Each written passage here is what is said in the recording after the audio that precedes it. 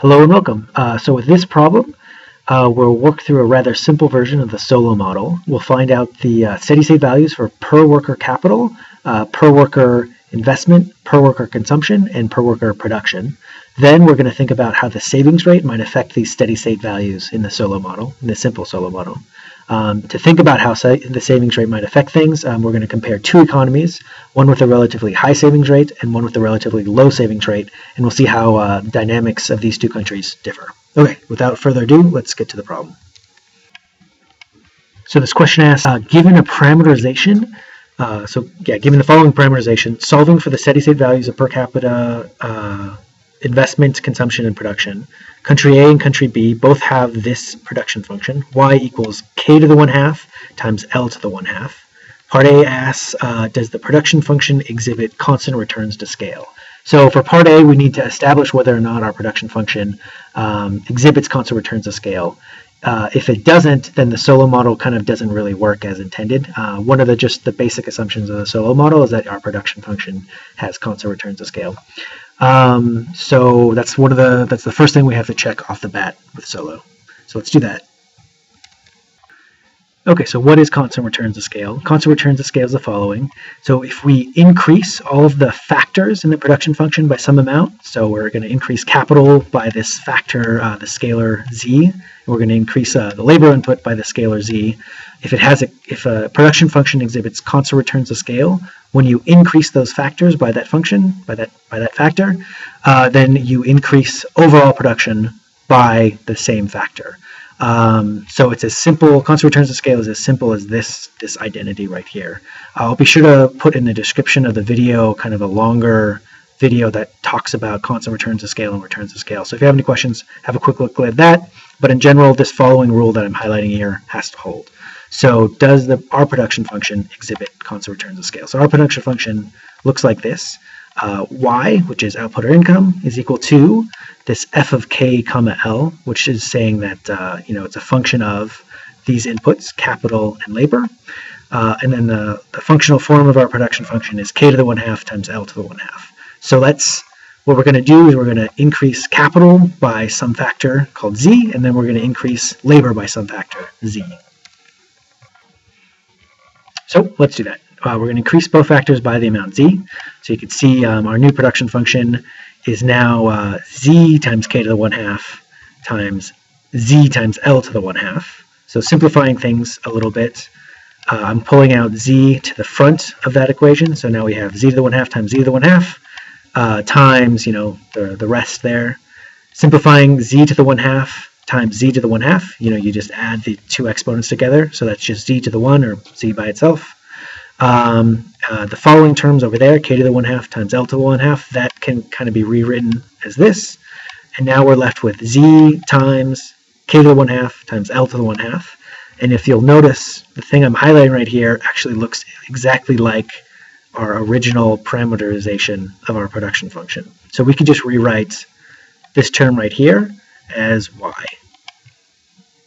So we've just found that this production function exhibits constant returns to scale because when we increased the factors by that scalar amount z, we've increased overall production by the exact same amount, that scalar amount z. So we definitely confirmed with part A that it exhibits constant returns to scale.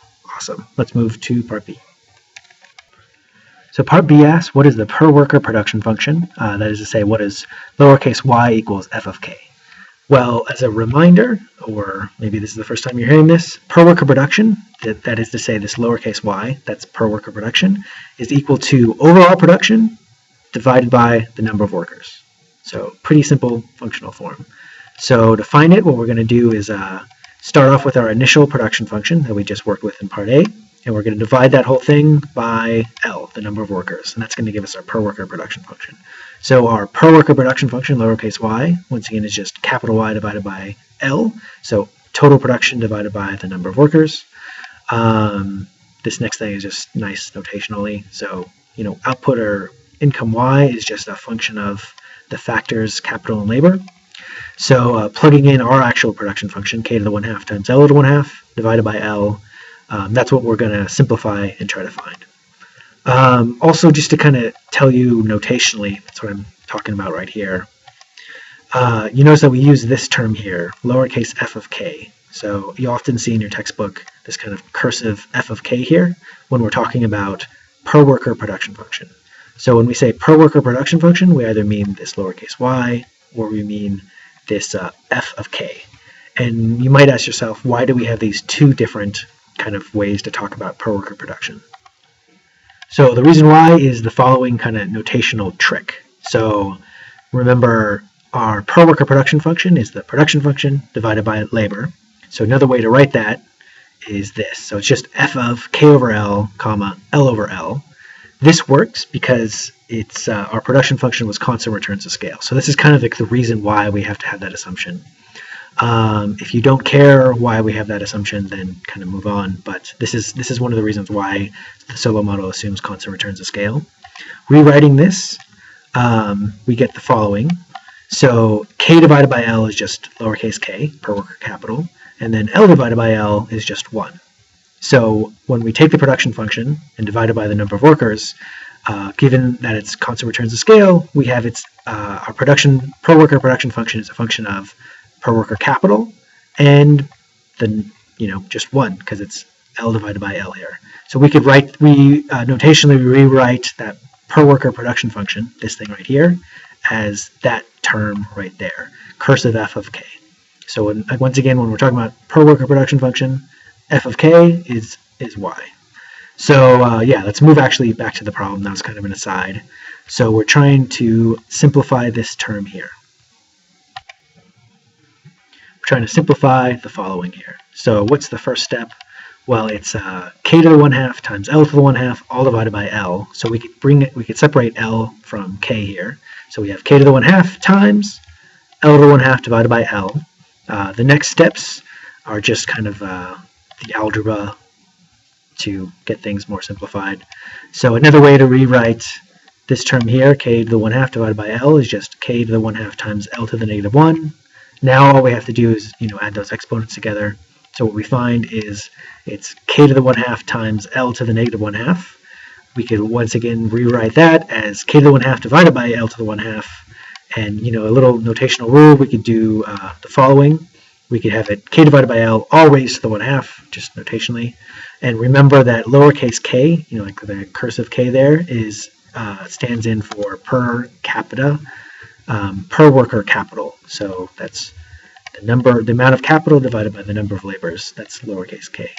So we could rewrite this k divided by l as the following: lowercase k raised to the 1/2.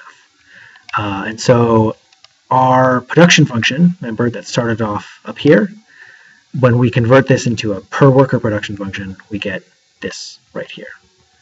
Awesome. So that's the answer to part B. I also kind of want to mention, just kind of an aside, that generally you're going to see production functions taking this form right here, k to the alpha times l to the 1 minus alpha. This is a pretty standard constant returns to scale production function that you're going to see in your typical intermediate macroeconomics course or intermediate microeconomics course. And one of the cool things about a production function that takes this form, you have k raised to some number and then l raised to 1 minus that number. So when the exponents sum to 1, is that it has constant returns to scale. So when you do the per worker production function, it's consistently going to simplify to be k raised to the alpha. So our production function had k to the 1/2. So when we get down to the per worker production function, it's lowercase k to the 1/2. And given any production function, k to the alpha times l to the 1 minus alpha, when you go through that little bit of work, you're going to consistently get your per worker production function, lowercase y, is equal to this k to the alpha. If you didn't follow that, don't worry about it. I was just trying to help you out. Let's move on to part C. So part C reads the following. Assume that neither country experiences population growth or technological progress, and that 5% of capital depreciates each year. Further assume that country A has a 10% of their output each year. That is, country A saves 10% of their output each year, and country B saves 20% of their output each year. So using our answer from part B and the steady-state condition that investment equals depreciation, find the steady-state level of capital per worker for each country, and then find the steady-state levels of income per worker, consumption per worker, and so forth. So to summarize what we were just told there, we got two countries. We have a country A, which are low savers, and we have country B, which are high savers. In country A, the savings rate is this 0.1, 10%. And in country B, they have a little bit higher savings rate of 20%, so 0.2. Otherwise, the two countries are the same, right? They have depreciation, delta sub A here, of 0.05. And then country B has the same depreciation rate of 5%.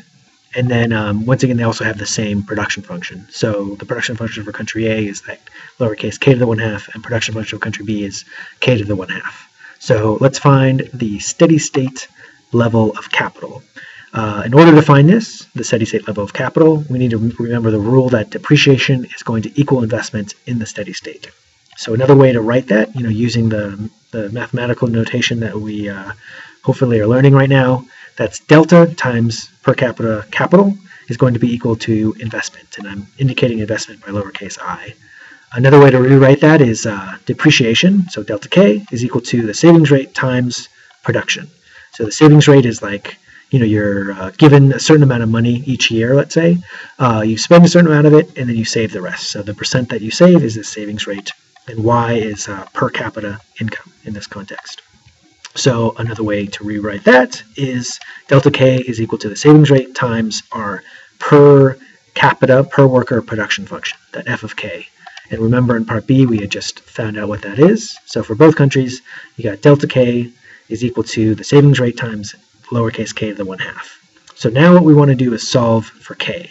We have a per capita capital there, and we have a per capita capital there. So we need to get them both to one side and solve so that we have an equation K equals, etc. So that's what I'm starting to do over here. I get K both to one side. So I bring delta to the other side, to the right-hand side, and I keep savings there. And then I divide both sides by k to the 1/2, so that we have all k's on the left-hand side. Simplifying that, we get the following. K to the 1/2 is equal to savings divided by depreciation. And then the next step.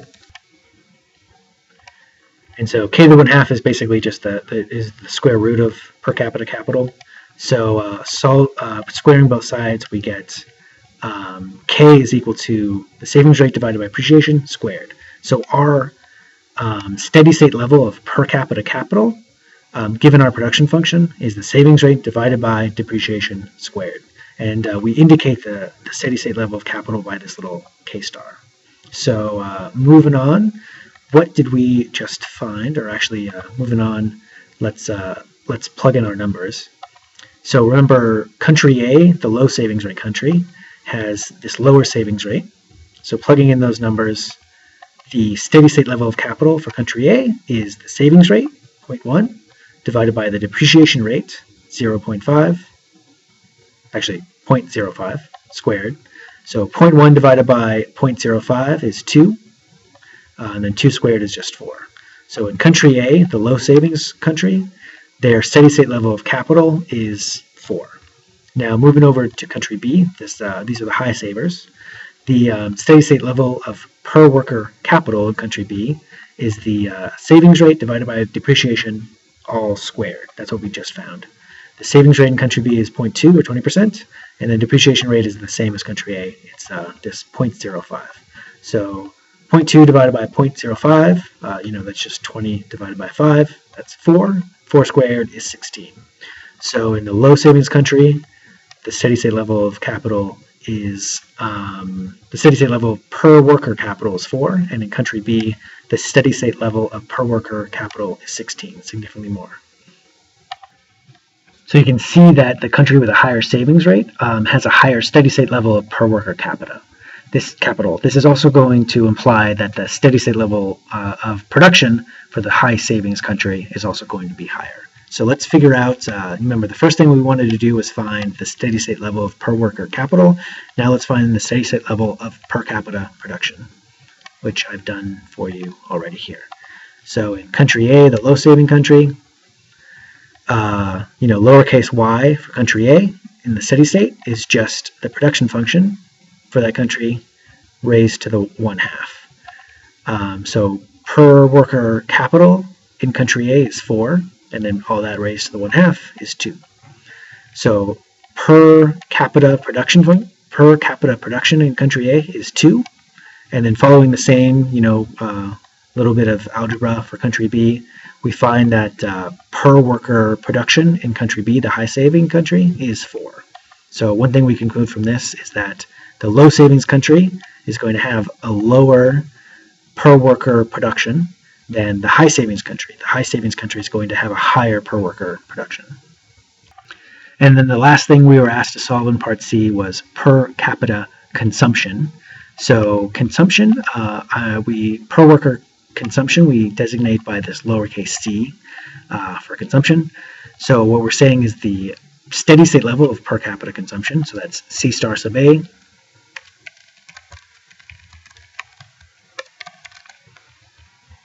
is the following. So remember, investment is just the savings rate times production, right? And given some amount of income, some amount of production, you do two things with it. You save some of it, and then you consume the rest of it. You might also say you consume some of it and you save the rest of it. But production goes to two places. It goes to consumption and to investment. So if investment is the savings rate times production, then consumption is just 1 minus the savings rate times production. So we're just following this rule right here. So for country A, the savings rate is 0.1, so it's 1 minus 0.1, and then per worker production in country A is 2. That's what we just found above. So simplifying that a little bit, we have consumption in the country in steady state in country A is 90% times 2, or 1.8. Awesome. And then doing the same steps for country C, where the only difference is that they have a higher savings rate. Their savings rate is 20% or 0.2. And the other difference is that in country B, their per worker production in steady state is this 4. So going through the steps, we find that the steady state level of per capita consumption in country B is this 3.2. So to summarize, we've kind of done a lot of mathematical steps to kind of take the fun out of the intuition you're hopefully learning right now. But hopefully we followed these steps to get a little bit of intuition. What we found is the following. In country A that has this lower savings rate, they have a lower rate of per worker capital, per worker production, and per worker consumption. So they basically, for each worker's point of view, they have lower capital, production, and consumption than the country with the higher savings rate. The country with the higher savings rate has, what is that? Yeah, it's pretty much twice the consumption, twice the production per worker, and 4 times as much per worker capital. So that's kind of interesting. So it basically seems like the higher saving country seems to be a bit better off. Okay, let's move to part D, the last part of the problem. Part D reads the following. Suppose that both countries start off with a capital stock per worker of 2. What are the levels of income per worker, consumption, and consumption per worker? Remembering that the change in the capital stock is investment less depreciation, use a calculator or computer spreadsheet to show how the capital stock per worker will evolve over time in both countries. For each year, calculate income per worker, consumption per worker, and how many years before the consumption in country B is higher than the consumption in country A. And that's what I've done here. So just to kind of show you how this works, let me delete everything. So this section over here is going to be country A. Country A has the savings rate of 10% and depreciation of 5% and this production function. Country B is going to be over here. It's going to have the higher savings rate of 20%. Both countries start off with the same per capita capital of 2. So how do we fill this out? Well, we were asked to show the spreadsheet with per capita production and also per capita consumption. So what's per capita production? Remember, that's just the production function. So given a certain amount of per capita capital, we put this into the production function, which was k to the 1/2.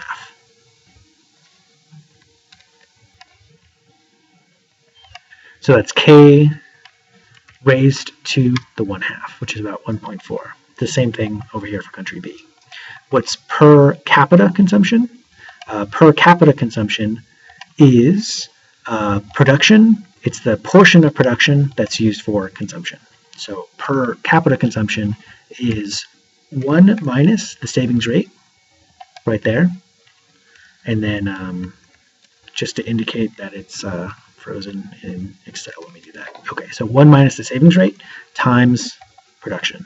So consumption this period is this 1.2. Okay, so the next period, how much capital do we have? Well, remember, we were given that law of motion of capital in the problem. So here's the reminder. Remembering that the change in the capital stock is investment less depreciation. So the next period's per capita capital is equal to the capital we're started off with plus investment. So investment is production times the savings rate. And then just lock in the savings rate in Excel. Let me do that. Minus depreciation. And then what's depreciation? Depreciation is how much of the capital stock there is times that depreciation rate. And then I want to lock that in.